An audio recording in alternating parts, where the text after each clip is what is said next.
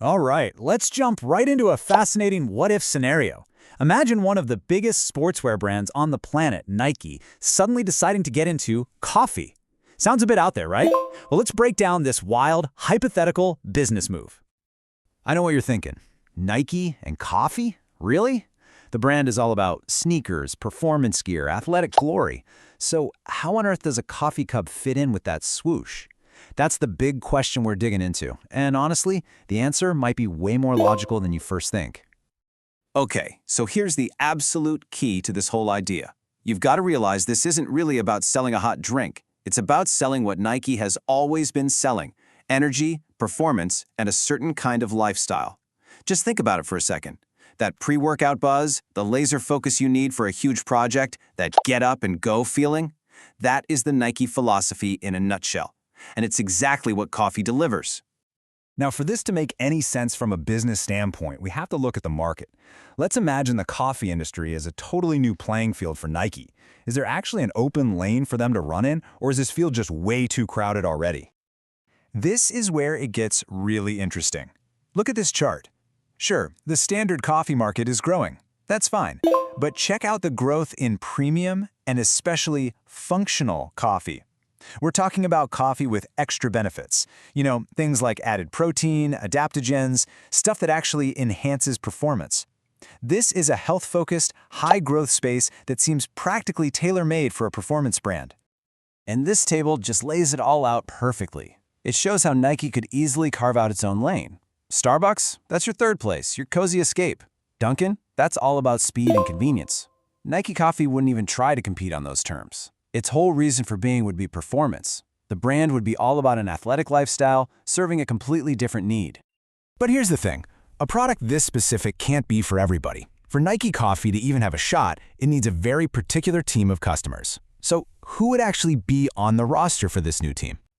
The whole strategy would really zoom in on three core groups. You've got the next generation of consumers with Gen Z, you've got the fitness enthusiasts who are already on board, and you've got those ambitious working professionals. Each one of these groups has a totally different reason for needing performance-focused fuel. Let's break them down. First up, Gen Z. This is an audience that doesn't just buy products. They make brands a part of their identity. They're looking for authenticity, and they're definitely drawn to that whole social cafe lifestyle. A brand like Nike, which is already a massive cultural icon, could so easily become their go-to spot, a place that says something about who they are and what they value. Next, we have the most obvious fit, the absolute no-brainer, the fitness enthusiast. These are people who are already slamming a coffee or a pre-workout before they even walk into the gym. They are actively looking for products to boost their performance, and they put their trust in brands like Nike that have built-in athletic credibility. This is probably the easiest sell in the world. And finally, there's the high-performing professional. Think about the lawyers, the software developers, the entrepreneurs who need coffee not for their biceps, but for their brains. They're all about fuel for focus and productivity. Nike's core message of ambition and just winning, it translates perfectly from the running track to the boardroom. Okay, so we know the market opportunity is there, and we know who the customer is. So now, let's get to the fun part, the actual playbook. What would Nike Coffee actually look and feel like? How would they bring this whole thing to life? It all starts right here. Fuel your performance.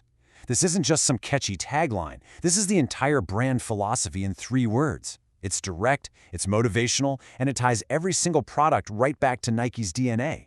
It completely reframes coffee from a simple morning habit to a strategic tool for getting things done. And the products themselves would have to reflect that mission. You'd have those convenient, ready-to-drink cans for a quick energy hit on the way to the gym. You'd have those functional blends with protein for the really serious athletes. You'd still have premium ground coffee for that daily ritual at home. And the crown jewel? Flagship Nike cafes that feel less like your typical coffee shop and more like a temple to the brand. The entire brand identity would be a clean break from the norm. Just forget about words like cozy, warm, and indulgent. Think minimal, sporty, energetic. The design would be bold, the language would be motivational. It would look like something that belongs in a high-tech gym bag, not on your grandma's coffee table. And the rollout would have to be smart and strategic. You don't just put this everywhere all at once. No, you start by partnering with high-end gyms and fitness studios. Go to where your target audience already is. Then you launch the grab-and-go products in very select stores. And finally, you build the major hype by opening these stunning flagship cafes in key cities like New York, Tokyo, or London. Okay, the plan sounds pretty solid, right? But hey, no race is ever won without acknowledging the hurdles. And even for a massive company like Nike, a move like this comes with some very, very real risks. So the biggest risk is probably brand dilution. Could selling coffee make a high-tech apparel brand seem less serious? Then you have market saturation. I mean, the coffee space is unbelievably crowded. Nike would have to fight hard to earn real credibility in a totally new industry. And let's not forget the simple execution risk. The logistics of distributing food and beverages are a completely different ballgame than selling sneakers. Which brings us right back to that central question. Is Nike Coffee a brilliant, totally logical evolution of a brand that's already built on performance and energy? Or is it a dangerous distraction that stretches that iconic swoosh just a little too far from its roots? The potential is massive for sure, but so are the risks. What do you think?